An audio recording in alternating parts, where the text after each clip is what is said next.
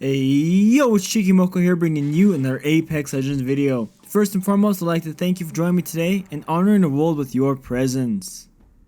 With the release of Season 5 today, we got to see some pretty bizarre changes. From the weapon pool to some tweaks here and there to help out some less popular weapons be brought more into the meta of Apex. Today we're going to see if the tweaks to the Havoc's recoil did what the developers intended, to help balance and demand more skill from the user in order to get the full potential out of the Havoc.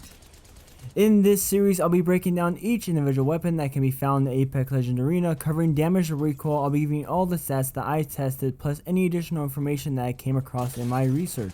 How I'll be breaking this down is by first starting with the base stats for the Havoc, alongside the stats for the hop-up that changes this gun into a mid-tier sniper or tactical rifle, and then I'll be diving into the attachments, and to finish out the video, I will then give you the stats for the Havoc when you come across both Fortified and low-profile legends. If you want to be able to queue in at every match knowing that some random guy on the internet gave his best shot at creating a video to keep you informed, please hit that like button, click the subscription box down below, ring that notification bell so I can keep you informed about everything Apex Legends related. Without any further ado, let's get into the video. Starting off with our damage. First we have each shot to body hitting for 18, legs 14, and a 2x multiplier to the head hitting for 36. Then taking a look at our hop up, we see we get some interesting stats here. For both shots to the body and the legs, we see we get a damage of 60. So we do not see the drop in damage for shots to the legs. However, we also do not see the 2x damage multiplier for shots to the head. Instead, what we get is a damage multiplier of 1.5, which comes out to 90 for shots to the head. Now taking a look at our fire rate, we see the Havoc has the second fastest fire rate in the assault rifle category, sitting at a comfortable 11.6 shots per second. And with the hop up, you'll only be able to get off 1.02 shots per second. With the fire rate of 11 shots per second, we see it only takes the Havoc 2.8 seconds to burn through a clip of 32 shots. However, we cannot say the same for the hop up, where it takes a whopping 8.2 seconds to burn through a clip. Taking all these into consideration, this results in the highest DPS in the assault rifle category, sitting at a very comfortable 208.8 damage per second.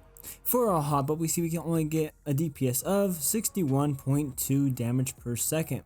Though we have such a high DPS, we cannot forget the most notable aspect of the Havoc, and that is the wind-up time, where we actually have two different wind-up times for the fully automatic mode and the hop-up. For the base Havoc, we have a wind-up time of 0.45 seconds, and for our hop-up, we have a wind-up time of 0.65 seconds. Factoring in our wind-up time into our time to kill, we have a potential to down someone that has no body armor in 0.95 seconds. Then for our Evo White Shield, 125 damage, we see we have a time to kill of 1 second. Basic White Shield, we get a time to kill of 1.21 seconds. Next we have 1.3 seconds for 175 damage of Blue Shield.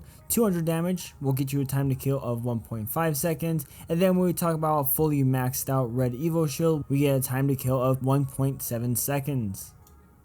And with that, something to keep in mind with the Havoc is that you almost never want to have this weapon as your secondary, obviously due to wind-up time. However, if you were to play just a touch more conservatively, just enough to be able to pre-fire your target before you try to re-engage, you will always out-damage any other assault rifle.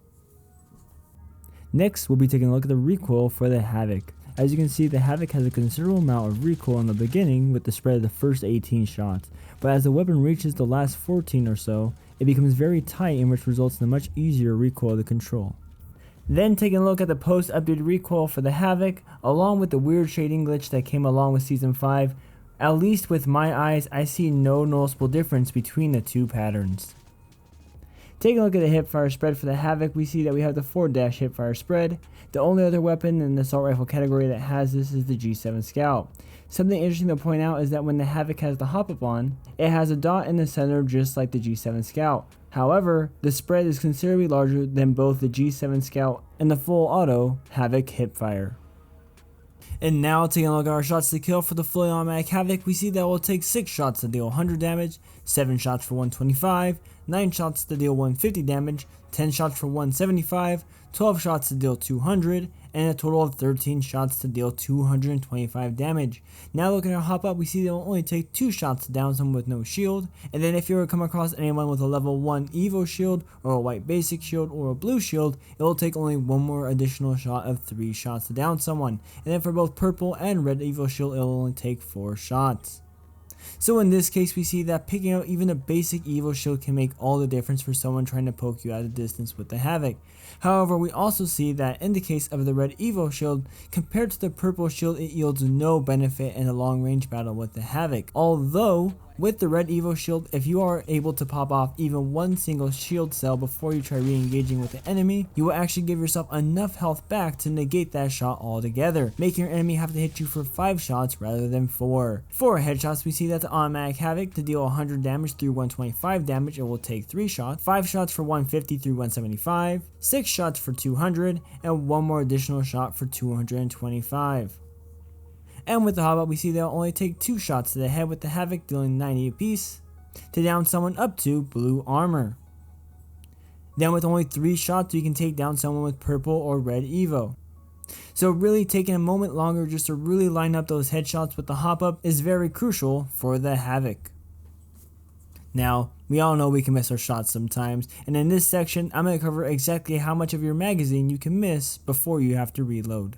We see that for someone that has no shield, you can miss up to 26 shots. For a basic Evo shield, you can miss up to 25 shots. For a basic shield, you can miss 23, blue 22, purple 20, and a red Evo shield 19. As for extended mags, no energy weapon currently have an attachment slot for this, so for the Havoc we have a base magazine size of 32 bullets, which is not only one of the best base magazine sizes in the game, but we will also see that it has the highest bullet count out of all the assault rifles with a purple extended mag.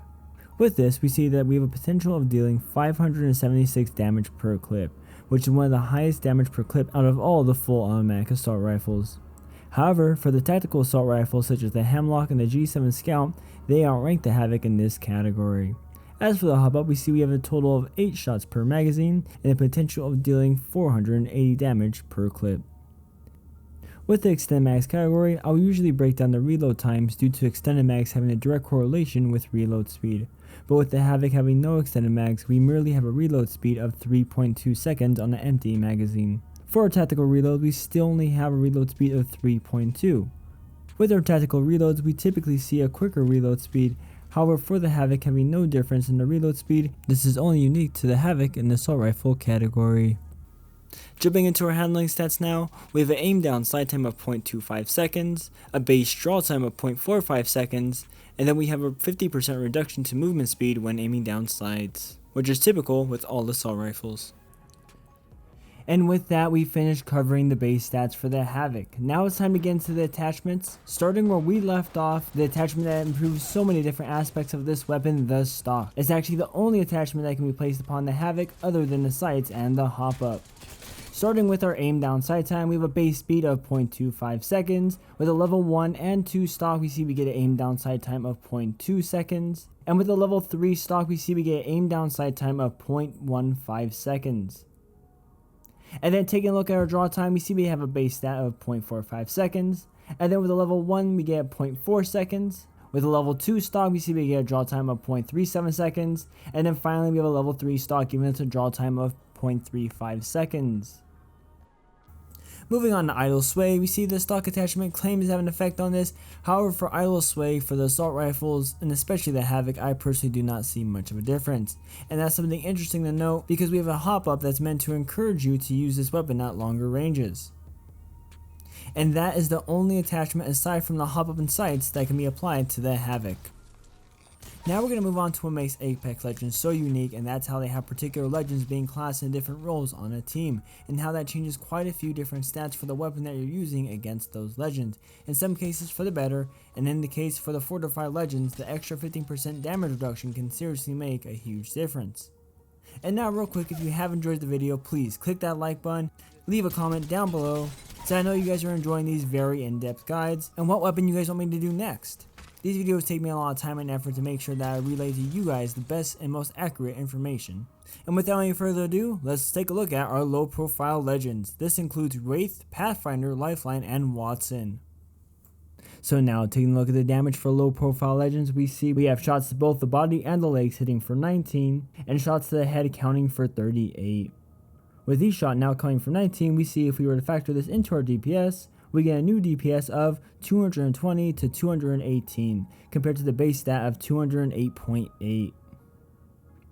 And now for low profile legends, we see that it will take 6 shots to deal 100 damage, 7 shots to deal 125, 8 shots for 150, 10 shots for 175, 11 shots for 200, and 12 shots for 225. Looking at these stats, we see we don't see much of a difference here. It's not until you actually come across anyone with the purple or red Evo shield that you see much of a difference. Now looking at the shots you can miss for low profile legends, we see that still we don't see much of a change here. We see we can miss 26 shots for no body armor. We see we can miss 25 shots for Evo basic. Then for a basic shield, we see we can miss 24 shots. For a blue shield, we see we can miss 22 shots. Purple 21 shots, and then Evo red we can see we can miss 20 shots. And now taking a look at our Fortified legends, Gibraltar and Caustic, this is where the numbers really do shift. For our Fortified legends, we see we get 15 damage to the body, 12 damage to the legs, and for shots to the head we see we get a damage of 31. Now taking into consideration our 15 shots to the body, calculating that into our DPS, we see we now get a new DPS of 174 to 176 compared to our original 208.8. Taking a look at our shots to kill for Fortified legends, we see an immediate shift to 7 shots for 100 damage, and then a drastic 9 shots for 125 damage, 10 shots for 150, 12 for 175, 14 shots for 200, and a grand total of 15 shots that deal 225 damage. With such drastic shifts to our shots to kill, we see we can only miss 25 shots for no shield. And then for a level 1 Evo shield, we see we can miss 23 shots. For a basic shield, we see we can miss 22 shots. For a blue shield, we see we can miss 20 shots, 18 shots for a purple shield. And then for a red Evo shield, we see we can only miss 17 shots, 53% of our magazine. And with that, we conclude our in-depth breakdown of the Havoc. My final thoughts on the Havoc, I believe it's in an alright place. Definitely not saying it needs a buff, but I also don't think it needs a considerable nerf. I think the direction the developers were trying to go by increasing the recoil was a very good way to try and balance out the weapon. Because we need a weapon that can compete with the Wingman, the R301, and now with the start of Season 5, the Mastiff. And the Havoc definitely does. However, does it compete too well? What I mean is when I come across the Havoc and I have an R301, is it too easy of a choice to go with the Havoc? I would rather feel more tempted to choose either one. Because of course I'm going to go with the Havoc because the R301's recoil and the Havoc's recoil, there's not too big of a difference currently. And I know I'm preaching to the choir, but honestly, I think the turbocharger would be a great thing to bring back because it balanced the weapon so well. Because the Havoc without the turbocharger was definitely below the R301, but not due to the DPS, but merely due to the wind-up time and the recoil. However, if you were skilled enough just to play around that, it was a great weapon still. And honestly, I think that the turbocharger and the skull piercer and all the hop-ups was one of the many things that made Apex stand out in such a unique way when it first came out. And with the start of Season 5, we see we actually got back the skull piercer, so maybe the turbocharger still is on the table. But we'll just have to see what Apex has in store for us next. And the devs, they know what they're doing, and I'm sure they have a lot in store for us in the future. And if you want to be able to keep up with all the changes that come to Apex every season, be sure to subscribe, hit that like button down below, so I know you guys are enjoying these in-depth weapon breakdowns, and comment what weapon you guys want me to do next. But with that, be sure to be the best you can be, and I'll see you in the next video.